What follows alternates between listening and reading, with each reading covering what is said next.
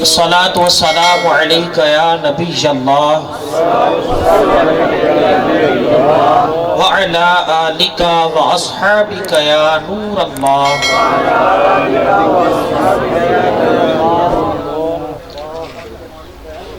سرکار دو عالم نور مجسم شاہ آدم و بنی آدم رسول مکرم صلی اللہ تعالی علیہ وآلہ وسلم کی ذات ببرکات پر درود پاک پڑھنے کے بے شمار فضائل و برکات ہیں۔ چنانچہ میرے میٹھے میٹھے آقا مدینے والے مصطفیٰ صلی اللہ تعالی علیہ وآلہ وسلم نے ارشاد فرمایا، مفہوم ہے کہ جو شخص مجھ پر روزانہ 1000 مرتبہ درود پاک پڑھے تو اسے اس وقت تک موت ہی نہیں آئے گی جب تک کہ دنیا کے اندر وہ اپنا جنت کا مقام نہ دیکھ لے۔ سبحان اللہ، کتنی پیاری حدیث پاک ہے۔ گویا کہ یوں سمجھے کہ جنت کا ٹکٹ عطا فرما دیا گیا ہے کہ اس وقت تک موت ہی نہیں آئے گی جب تک کہ وہ دنیا کے اندر اپنی زندگی کے اندر اپنے لیے جنت میں تیار مقام نہ دیکھ لے، اس وقت تک موت ہی نہیں آئے گی۔ اور پھر حضور کا کرم کہ کسی خاص درود کی قید نہیں لگائی کہ فلاں پڑھو گے تب یہ فضیلت ملے گی، بلکہ مطلق رکھا کہ جون سا بھی پڑھ لیا جائے، جو بھی درود پاک پڑھ لیں، چاہے اس کے الفاظ ظاہراً مختصر ہی کیوں نہ ہو، وہی پڑھ لو، انشاءاللہ اللہ کے فضل سے یہ فضیلت آپ کو نصیب ہو جائے گی۔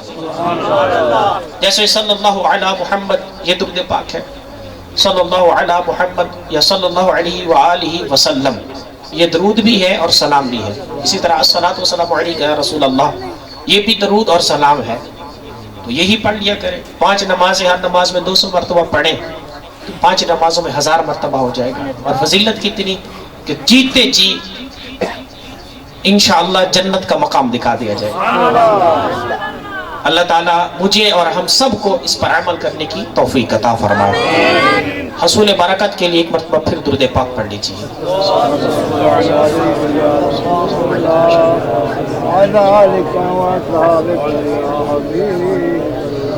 آج جو میرا موضوع ہے وہ کچھ حقوق العباد کے حوالے سے ہے، جو اشتہار وغیرہ چھپے تھے اس میں بھی یہ موضوع لکھا ہوا تھا، تو انشاءاللہ عز و جل میں اپنے موضوع کے مطابق ہی کلام کروں گا، لیکن یہ تھوڑا موضوع حساس ہے اور شاید اس میں کچھ مسائل بھی آ جائیں، تو اس میں آپ کی توجہ ہوگی تب آپ کو ان چیزوں کی سمجھ آئے گی، کیونکہ یہ عام بیان کی طرح بیان نہیں ہوگا۔ یہ کچھ ہے کہ ہم اس محفل کروانے کا اس ہفتہ وار درس قرآن و حدیث کا مقصد یہی ہے کہ ہم لوگوں کو زیادہ سے زیادہ علم دین دیں، یہاں کچھ آئیں اور سیکھ کر جائیں، یہ نہ ہو کہ آئیں بھی جس طرح اور جائیں بھی پھر اسی طرح، کوئی فرق ہی نہ آئے، بلکہ ہم یہ چاہتے ہیں کہ ہمارے اندر کچھ فرق پیدا، دین کی سمجھ ہمارے اندر آ جائے۔ تو اس حوالے سے کیونکہ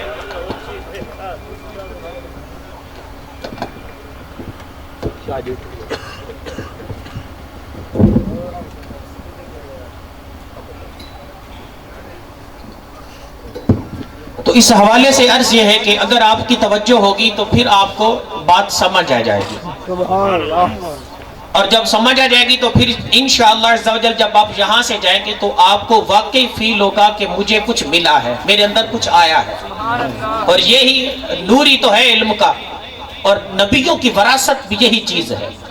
انبیاء کی وراثت جائیدادیں نہیں ہوتی، انبیاء کی وراثت ان کا علم ہوتا ہے۔ اسی لیے فرمایا گیا کہ علماء جو ہیں یہ نبیوں کے علم کے وارث ہیں، نبیوں کے وارث ہیں، کیوں کہ علماء کو علم کی خیرات ملی ہے۔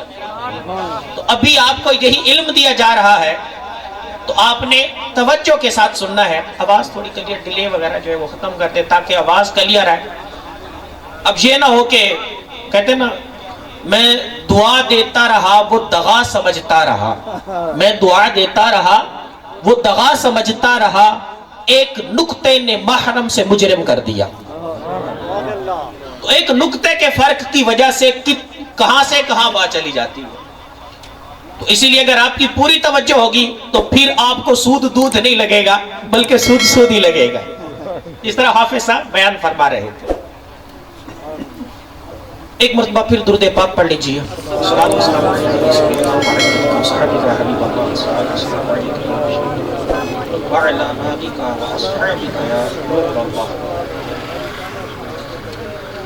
حضور نبی کریم رؤوف الرحیم صلی اللہ تعالی علیہ وآلہ وسلم کی حدیث پاک ہے، اور یہی حدیث آج کا ہمارا موضوع ہے جس کے اندر یہ مکمل گفتگو موجود ہوگی۔ مستدرک للحاکم کے اندر یہ حدیث پاک موجود ہے کہ نبی کریم علیہ الصلوۃ والسلام نے ارشاد فرمایا کہ جو دفتر ہیں جن میں چیزیں تحریر ہوتی ہیں وہ 3 طرح کے دفاتر ہیں۔ فَدِيوَانُ لَا يَغْفِرُ اللَّهُ مِنْهُ شَيْئًا، فرمایا ایک تو وہ دفتر ہے کہ جس میں سے اللہ تعالیٰ کسی کو کچھ بھی معاف نہیں کرے گا، کہ جو ہے اس کے اندر وہ ہر ایک کو ماننا ہی پڑے گا، اور جو اس سے ہٹے گا اس کے لیے کوئی معافی کا دروازہ ہے ہی نہیں، بالکل سیدھی بات ہے۔ اور دوسرا دیوان فرمایا لا یعبہ اللہ بہ شیئا، اور دوسرا وہ ہے دفتر کہ جس کے اندر رب تعالیٰ کو کسی چیز کی پرواہ نہیں ہے، وہ رب تعالیٰ کی جو ہے اللہ تعالیٰ کو اس میں کسی حوالے سے پرواہ نہیں ہے، اللہ جس کو چاہے چھوٹ عطا فرما دے، جس کو چاہے چھوٹ نہ دے، یہ رب کی مرضی ہے۔ اور پھر تیسرا دیوان فرمایا کیا لا یترک اللہ منہا شیئا، فرمایا تیسرا دفتر وہ ہے کہ جس میں سے بھی اللہ تعالیٰ کچھ معاف نہیں کرے گا۔ اب یہ 3 ہو گئے۔ پہلا وہ کہ کیا جو بندہ کام کر لے گا اس میں معافی کی گنجائش ہی نہیں ہے، دوسرا وہ کہ جس کی رب کو پرواہ نہیں ہے، اور تیسرا وہ ہے کہ جس میں اللہ تعالیٰ کوئی چیز چھوڑے گا نہیں بلکہ اس کا بھی حساب و معاملہ ہوگا۔ اب اس کی تشریح کیا ہے؟ نبی کریم علیہ السلام خود ہی اس کی تشریح فرماتے ہیں اسی حدیث پاک کے اندر۔ نبی کریم علیہ السلام نے فرمایا وَأَمَّا الدِّيوَانُ الَّذِي لَا يَغْفِرُ اللَّهُ مِنْهَا شَيْئًا فَالْإِشْرَاكُ بِاللَّهِ عَزَّ وَجَلَّ، فرمایا وہ چیز کہ جس میں سے اللہ تعالیٰ کچھ بھی معاف نہیں کرے گا وہ چیزیں ہیں کہ جیسے کہ شرک ایسی چیز ہے، ایسا گناہ ہے کہ جو یہ کر لے گا وہ ہو ہی نہیں سکتا کہ اس کو جب تک کہ اس سے توبہ نہ کر لے اس کو معافی مل جائے، اس کو اس سے معافی اور چھٹکارے کی صورت ہے ہی نہیں جب تک کہ وہ صمیم قلب کے ساتھ پوری جو ہے دل کی توجہ کے ساتھ اور بیزاری کے ساتھ جب تک کہ وہ اس چیز سے بیزاریت کا اعلان نہیں کرے گا، توبہ نہیں کرے گا، تب تک اس کا شرک معاف نہیں کیا جائے گا۔ تو یہ وہ دیوان ہے، وہ دفتر ہے جس میں سے اللہ تعالیٰ کچھ بھی معاف نہیں کرے گا۔ دوسری کیا چیز تھی کہ وہ کہ جس کی رب تعالیٰ کو پرواہ نہیں ہے، وہ کیا ہے؟ فرمایا وہ یہ ہے فظلم العبد نفسہ فیما بینہ وبین ربہ من صوم یوم ترکہ او صلاۃ ترکہا او کما قال علیہ السلام، فرمایا وہ چیز کہ جس کے بارے میں رب کو پرواہ نہیں ہے، فرمایا وہ حقوق ہیں جو بندے اور رب کے درمیان ہے، کہ جس کا تعلق بندے کا اور رب کا ڈائریکٹ ہے، یہ بندے اور رب کی بات ہے، تو اللہ تعالیٰ کو اس کی پرواہ نہیں ہے۔ اگر کوئی بندہ وہ گناہ کر بھی لیتا ہے تب بھی اللہ کی شان کریمی یہ ہے کہ اللہ تعالیٰ چاہے تو اس کو معاف فرما دے۔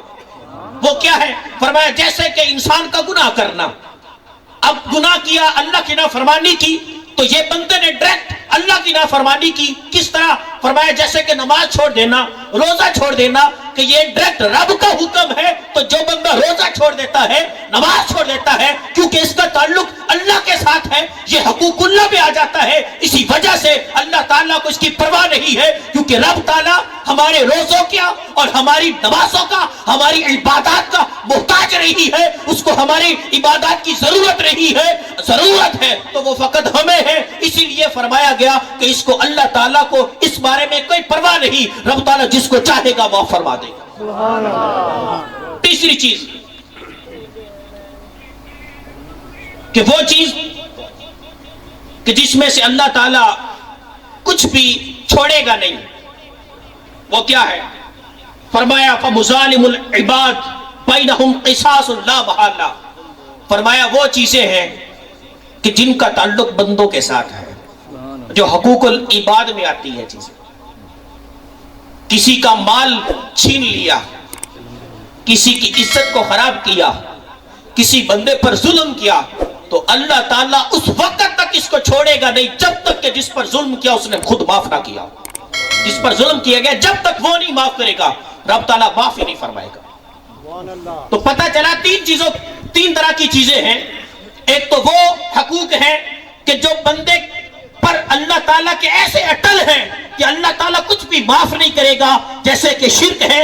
और दूसरे वो हकूक हैं कि जो अल्लाह के और बंदे के डायरेक्ट दरमियान में है, और अगर बंदा उसमें कभी का मुर्तकिब हो जाए तो रब ताला अपनी शान करीमी से उस पे माफी अता फरमा देता है। और तीसरे वो अहकाम और वो हकूक हैं कि जिनका ताल्लुक बंदों का आपस का है, तो रब ताला उस वक्त तक उसको माफ नहीं करेगा जब तक कि वो बंदा जिसके साथ उस हक का ताल्लुक था वो ना माफ कर दे। अब मैं आपको बताता हूं कि हकूकुल इबाद कहते किसको है, इसकी तारीफ क्या है, तो आपने तवज्जो के साथ सुनना है। और मैं एक वैसे आपको अर्ज कर दूं कि आप कोशिश फरमाया करें कि कोई कॉपी पेंसिल आपके पास हो, छोटा कागज ही हो जाए कि उस पर कुछ बातें लिख लिया करें ताकि आपको याद रहे। ये वो बातें होती हैं कि बाज़ औक़ात कई किताबें हमें देखनी पड़ती हैं, उसके बाद ये चीज़ें हमें मिलती हैं और आपको बयान की जाती हैं। तो ये है कि आप अगर थोड़ा सा इसमें ताउन करेंगे तो फ़ायदा तो आपकी अपनी ज़ात का ही है, उसको थोड़ा लिख लेंगे तो फिर आपको वो याद करने में आसानी होगी और बाद में भी आपको वो फ़ायदा देंगे। अब हक़ुल अब्द यानी हकूकुल इबाद, बंदों के जो हकूक है उसकी तारीफ क्या है। आला हज़रत इमाम आशिक, इमाम अहले सुन्नत, इमामुल आशिकीन, इमाम अहमद रज़ा खान फाज़िल बरेलवी रहमतुल्लाह ताला अलैह ने अपने रिसाले के अंदर इसकी जो तारीफ बयान की है वो ये है कि इसकी दो तरह की चीज़ें हैं। बंदे के हकूक में दो तरह की चीज़ें आती हैं। एक वो चीज़ें कि जो जुल्म के दर्जे में आती हैं, दूसरी वो चीज़ें जिनका ताल्लुक लेन देन के मामले में होता है, माल के साथ ताल्लुक होता है। तो ये दो तरह की चीज़ें हैं, एक वो जिसका ज़ात और इज्जत के साथ ताल्लुक होता है, एक वो चीज़ें हैं जिनका ताल्लुक माल के साथ होता है। अब इसकी तारीफ ये है कि हर वो मुतालबा माली के शरअन उसके ज़िम्मे किसी के लिए साबित हो, और ये एक चीज़ हो गई कि हर वो मुतालबा माल का मुतालबा के जो किसी के ज़िम्मे हो, कि वो माल को जो किसी ने किसी का देना हो, तो ये माली हकूक में आ जाएगा। ये भी हकूकुल इबाद है। मिसाल के तौर पर मैंने किसी बंदे को रखा अपने पास उजरत पर, दिहाड़ी पे रखा, कहा कि मेरे पास मजदूरी करो, तुम्हें इतने हजार दूंगा। अब उसने मजदूरी की लेकिन मैंने उसको पैसे ना दिए, तो ये माल मुतालबा मुझसे कर सकता है। ये माली चीज है, ये माली चीज है जो मुझसे मुतालबा कर सकता है। तो फरमाया वो चीज, वो माली चीज कि जो उसके हक में किसी के लिए साबित हो।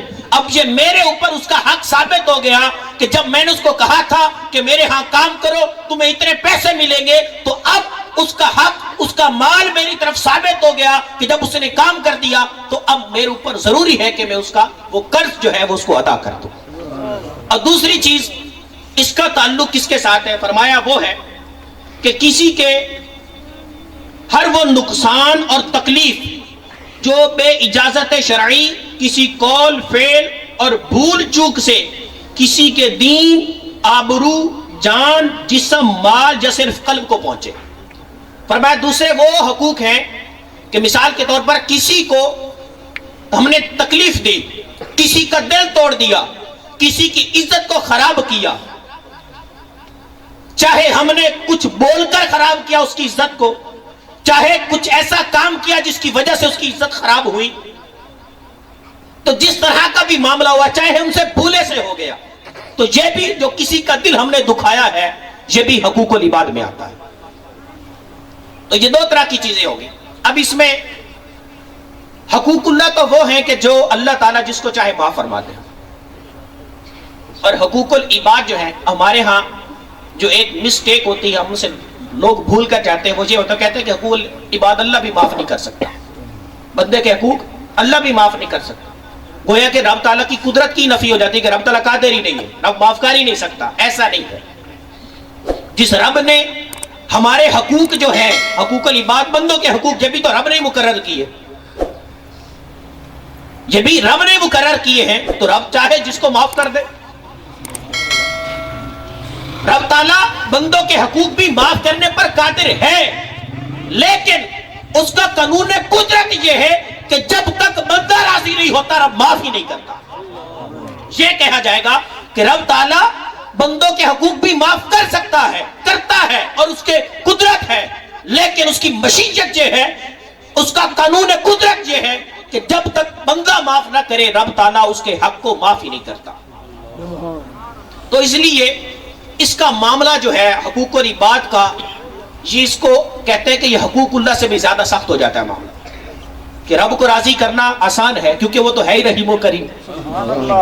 کوئی 20 سال بھی رب تعالیٰ کی نافرمانی کرے، ایک مرتبہ دل سے رب کو پکارے اور اپنے کیے پر شرمندہ ہو جائے، رب تعالیٰ چاہے تو پورے 20 سال کی گناہوں کو نیکیوں میں تبدیل فرما دے۔ رب تعالیٰ کریم ہے اور کریم سے کرم ہی کی اپیل ہوتی ہے اور کرم ہی کی امید ہوتی ہے، لہٰذا اس کا معاملہ کچھ اس لحاظ سے کہ رب کریم ہے آسان ہے، اور بندوں کے حقوق کا معاملہ جو ہے وہ بڑا مشکل ہے۔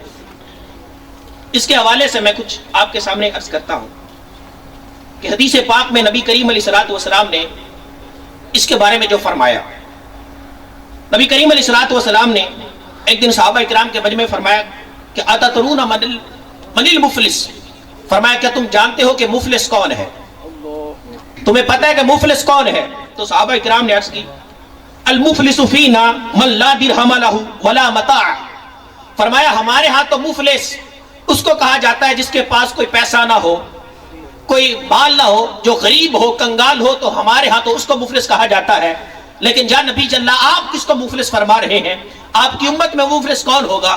تو نبی کریم علیہ الصلوۃ والسلام نے فرمایا ان المفلس من امتی من یاتی یوم القیامہ بصلاۃ وصیام وزکاۃ، فرمایا میری امت میں سب سے زیادہ مفلس وہ ہے کہ جو قیامت کا دن اس حال میں آئے گا کہ اس کے ساتھ اس کی نمازوں کے، اس کے روزوں کے، اس کی زکوٰۃ کی بڑی بڑی نیکیوں اس کے پاس ہوگی، نیکیوں کے انبار لے کر قیامت کے دن آئے گا، لیکن حالت یہ ہوگی ویاتی قد شتم ہاسا، فرمایا اس کی حالت یہ ہوگی کہ کسی کو اس نے گالی نکالی ہوگی اور کسی کا حق دبایا ہوگا، کسی کا مال کھایا ہوگا، کسی کو مارا ہوگا۔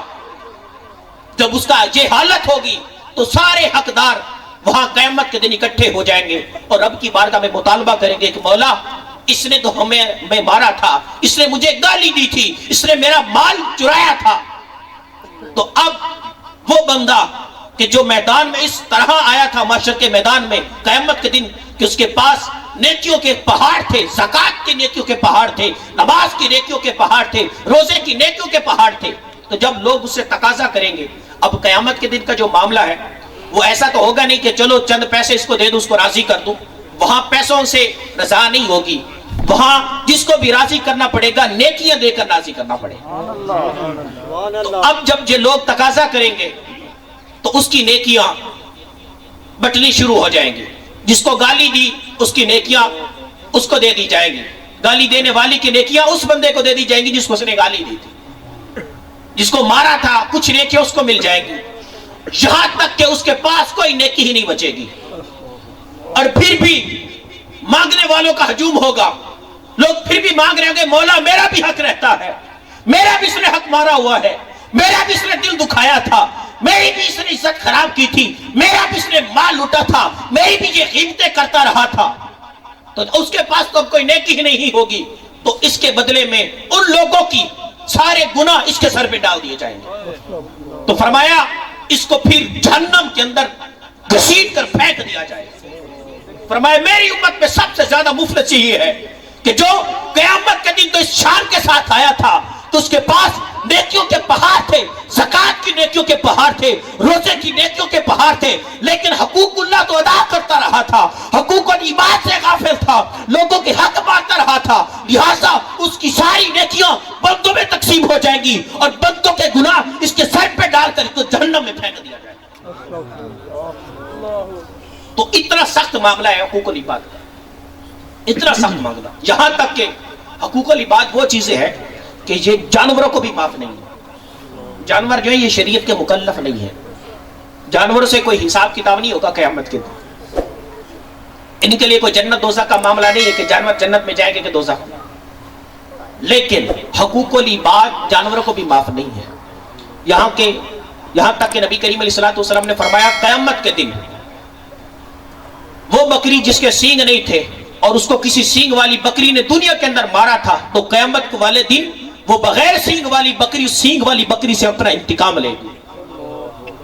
بلکہ یہاں تک کہ فرمایا حتی ذرۃ من ذرہ, فرمایا یہاں تک کہ چونٹی چیڑی جڑی ہے, فرمایا چونٹی بھی ایک دوسری چونٹی سے بھی بدلہ لے رہی.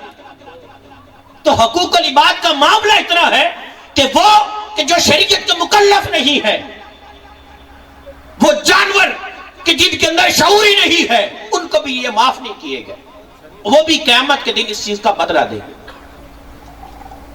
ہمیں تو ڈر جانا چاہیے, ہمیں سام جانا چاہیے کہ یار ہمارا کیا بنے گا, ہمارے پاس تو کچھ بھی نہیں ہے, نہ کوئی نیکی ہے, کوئی معاملہ ہے ہی نہیں. ایک دن نبی کریم علیہ الصلوۃ والسلام نے فرمایا الغیبۃ اشد من الزنا, فرمایا جو غیبت ہے نا, غیبت کیا ہوتا ہے, کسی دا گلہ کرنا, کسی دا گلہ کرنا, کنڈیوں پیچھے گلہ کرنا جڑا ہوتا ہے, انہوں نے غیبت. مثال کے طور پہ کوئی اتنے بندہ بیٹھا کوئی نہیں, چلا گیا, میں وہ دا گلہ کرا, دیکھے یا اے بندے ہونے نہیں پائی, ایو جی یہ تو ہے ایو جی, چاہے اس کا عہدہ نہیں کیتا, میں وہ گڈی دا کرا, کیوں جی گڈی لے او پرانے ماڈل دی. اب یہ میں نے اس بندے کی بات نہیں کی, اس کی گاڑی کی بات کی. اسی طرح میں اس کے گھر کی بات, گھر ویکھی, دروازے ویکھی کس کلر دا, عجیب جو کلر ہے یار. اب یہ بات جب وہ سنے گا کہ اس کو اچھی لگے گی, نہیں لگے گی نا, تو یہ ہے غیبت, یہ ہے غیبت. تو نبی کریم علیہ الصلوۃ والسلام نے کیا فرمایا, فرمایا الغیبۃ اشد من الزنا, فرمایا غیبت جو ہے یہ زنا سے بھی بڑا گناہ ہے. زنا جو کرے اس کو ہم ہاتھ ہی نہیں لگاتے, سلام کرنا گوارا نہیں کرتے, وہ ہمارے لیے سب سے حقیر بندہ ہوتا ہے, معاشرے میں ذلیل ہوتا ہے وہ. لیکن ہمارے پاس بیٹھ کر جو لوگوں کی غیبتیں کرتا ہو, اس کو ہم سر اور آنکھوں پر جگہ دیتے ہیں. پھر کہتے ہیں یار میں سچی گل تو کی تھی, بھائی سچی بات ہی غیبت ہے. مثال کے طور پر ایک شخص تھا, وہ تھوڑا موٹا ہے, وہ یہاں موجود نہیں, میں کہتا ہوں وہ دیکھیں وہ کیٹا موٹے, اور وہ واقعی موٹا ہے. لیکن موٹے کو بھی موٹا کہیں گے اس کو اچھا نہیں لگے گا, موٹے کو بھی موٹا کہیں گے اس کو اچھا نہیں لگے گا. اب کوئی مجھے کہے یار آپ کو نہیں کہنا چاہیے, میں نہیں یار میں سچی گل کی تھی, واقعی موٹا ہے یار. لیکن یہ بھی غیبت ہے, یہ سچی بات بھی غیبت ہے. اور اگر جھوٹ بولا کہ وہ موٹا نہیں تھا, میں نے ایسے ہی موٹا کہہ دیا, تو اب یہ غیبت سے بڑا گناہ ہے, اس کو کہا جاتا ہے بہتان. بہتان, غیبت سے بڑا گناہ ہے بہتان لگانا. اور غیبت کے بارے میں نبی کریم علیہ الصلوۃ والسلام نے کیا فرمایا کہ الغیبۃ اشد من الزنا, فرمایا یہ زنا سے بڑا گناہ ہے. اور غیبت کے بارے میں قرآن مجید میں فرمایا گیا کہ غیبت کرنا ایسا ہے جیسے کہ اپنے بھائی کا گوشت کھانا, اپنے مردہ بھائی کا گوشت کھانا, اس طرح ہے کسی کی غیبت کرنا, کسی کا گلہ کرنا. اور ہم اس چیز کی پرواہ نہیں. تو جب نبی کریم علیہ الصلوۃ والسلام نے یہ فرمایا کہ غیبت اشد من الزنا, کہ غیبت جو ہے یہ زنا سے بڑا گناہ ہے, تو کسی نے عرض کی یہ کیوں کر ہو سکتا ہے, یہ کیسے ہو سکتا ہے کہ غیبت اس نے صرف بات کی ہے, کسی کی عزت خراب کرنے کی کوشش کی ہے, اور زنا جس نے عملی طور پر زنا کیا ہے وہ چھوٹا گناہ ہو جائے اور غیبت بڑی ہو جائے. اب جب یہ حضور کی بارگاہ میں سوال کیا گیا تو نبی کریم علیہ الصلوۃ والسلام نے کیا فرمایا, فرمایا الرجل یزنی ثم یتوب فیتوب اللہ علیہ, فرمایا وہ بندہ کہ جس نے زنا کیا ہو اور زنا کرنے کے بعد اگر وہ دل سے شرمندہ ہو کر اپنے کیے پر نادم ہو کر رب تعالیٰ سے معافی مانگے تو رب تعالیٰ چاہے تو اس کو معاف فرما دے. کیوں کہ یہ حقوق العباد میں نہیں معاملہ تھا, یہ اللہ کے ساتھ معاملہ تھا, اس نے ڈائریکٹ رب کی نافرمانی کی تھی, تو چاہے تو رب تعالیٰ معاف فرما دے. وَإِنَّ صَاحِبُ الْغِیبَةِ لَا يَغْفِرُ اللَّهُ حَتَّى يَغْفِرَهُ صَاحِبُهُ, فرمایا اور غیبت کا معاملہ یہ ہے کہ اس وقت تک معاف نہیں ہوگی جب تک کہ جس بندے کی غیبت کی گئی تھی وہ بندہ خود نہ معاف کر دے. جب تک کہ جس بندے کی غیبت کی گئی تھی وہ خود نہ معاف کر دے. اب اگر ہم حقوق العباد کو گننا چاہیں نا تو ہم گن نہیں سکتے, یہ ان گنت ہے جو بندوں کے حقوق ہیں, ان گنت ہے. اور نبی کریم علیہ الصلوۃ والسلام نے فرمایا من اذا مسلما فقد اذانی ومن اذانی فقد اذنا. فرمایا جس نے کسی مسلمان کو تکلیف دی اس نے مجھ کو تکلیف دی, اور جس نے مجھ کو تکلیف دی اس نے رب کو تکلیف دی. یہ حقوق العباد کے بارے میں ہے کہ کسی مسلمان کو تکلیف دینا. اور آج ہمارے یہاں بڑی یہ چیز عام ہے. اور پھر ہماری بدبختی جڑا کوئی ساڑھے کو لا کے کسی سے گلے کرے نا سانو انجے جاتا چل آئے نا اور شرما ہوتا سی تھوڑی دال دو چار گلنا تھا سوڑا خود نکالیں گے اس سے کچھ بات پتا ہے. اچھا فلانے کے بارے دسی. اور جو نقلیں اتارنے میں ماہر ہو کسی کے نقلیں اتارتا ہے اس سے تو ہم بس جب بھی ملے گا کہ یار وہ تھوڑی ہوتی ہے آواز کٹی وہ فلانے والی آواز. یہ ہماری صورت حال. حالانکہ یہ زنا سے بڑا گناہ ہے. اور فرمایا غیبت کرنے والا قیامت کے دن کتے کی شکل میں جہنم میں ڈالا جائے گا. اور فرمایا سب سے پہلے جہنم میں غیبت کرنے والا جائے گا, اور سب سے آخر میں جہنم سے جس کو نکالا جائے گا وہ وہی ہوگا جس نے غیبت کی تھی. سب سے آخر میں جہنم سے نکالا جائے گا. اور ایک روایت میں فرمایا گیا کہ غیبت کرنے والا جہنم کا بندر ہے, بندر. اتنا بڑا گناہ ہے غیبت کرنا کہ کسی کے بارے میں غلط بات کرنا. آج اگر ہمارے گھروں سے یہ چیز نکل جائے نا خدا کی قسم ہمارے گھروں میں سکون آ جائے. اگر جو ساس ہے وہ بہو کا غلط تذکرہ نہ کرے اور نہ غلط تذکرہ سنے کسی سے, نہ غیبت کرے اور نہ غیبت سنے, تو کیا اس کا بہو کے بارے میں اس کا دل کی تصورات بدلیں گے؟ محبت میں کمی آئے گی بھلا؟ ہرگز نہیں آ سکتی. محبت بڑھے گی تو گھر میں سکون آ جائے گا. اگر بہو ساس کو ماں سمجھے اور ساس بہو کو بیٹی سمجھے تو کیا اس گھر میں فساد ہوگا بھلا؟ کبھی نہیں ہوگا. وجہ کیا ہے؟ غیبتیں, ایک دوسرے پر بہتان بازیاں لگانا. پھر دوسری کیا چیز؟ مسلمانوں سے سوء ظن رکھنا, بدگمانی کرنا. مثال کے طور پر کسی کو کال کی, اس نے فون اٹینڈ ہی نہیں کیا, میں کہنا 4 پیسے آگے نا اٹھتا ساری گل ہی نہیں سنتا بھائی 4 پیسے آگے نا ٹینگر ہی بھاگ گئی بندے کی. یار ممکن ہے اس نے چارجنگ پہ لگایا گھر سے باہر نکل گیا, ایسا ہو نہیں سکتا. ممکن ہے یار وہ واش روم میں بیٹھا ہو وہاں کیسے اب تمہاری وہ سنے گا, نماز پڑھ رہا ہوں. کچھ تو سوچ لو یار, کچھ تو سوچ لو. اور بغیر کسی پروف کے ایسے ہی تہمت لگا دی جاتی ہے. ہوتا ہے یہ. فرمایا کہ جو تمہارے منہ پر تمہاری تعریف بھی کرے نا اس کے منہ پہ بھی مٹی ڈال. اور یہ میرے منہ پر دوسروں کی توہین کر رہا ہے. اب مجھے بتائیں کہ جو آپ کے سامنے بیٹھ کر کسی دوسرے بندے کی غلط باتیں بتاتا ہے کیا وہ آپ کی باتیں دوسروں کو نہیں بتاتا ہوگا؟ یہ کیسے آپ نے سوچ لیا کہ وہ آپ کی باتیں دوسروں کو نہیں بتاتا ہوگا؟ وہ آپ کی باتیں بھی ضرور بتاتا کہ اس کا کام ہی یہی ہے. اس کے اندر شیطانیت ہے ہی یہی کہ ادھر کی بات ادھر پہنچانا, ادھر کی بات ادھر پہنچانا. اور ہم اس چیز سے غافل ہیں. دوستوں میں یہ باتیں عام ہو جاتی ہیں. اس کی گاڑی کی غیبت ہو رہی ہے, اس کے گھر کی غیبت ہو رہی ہے, اس کے چلنے کے انداز پر بات ہو رہی ہے, اس کے جسم پر بات ہو گئی, اس کے رنگت پر بات ہو گئی, اس کی ٹوپی پہ بات ہو گئی, اس کے جوتوں پہ بات ہو گئی. ہر چیز پر ہمیں کوئی نہ کوئی نقص, کوئی نہ کوئی چیز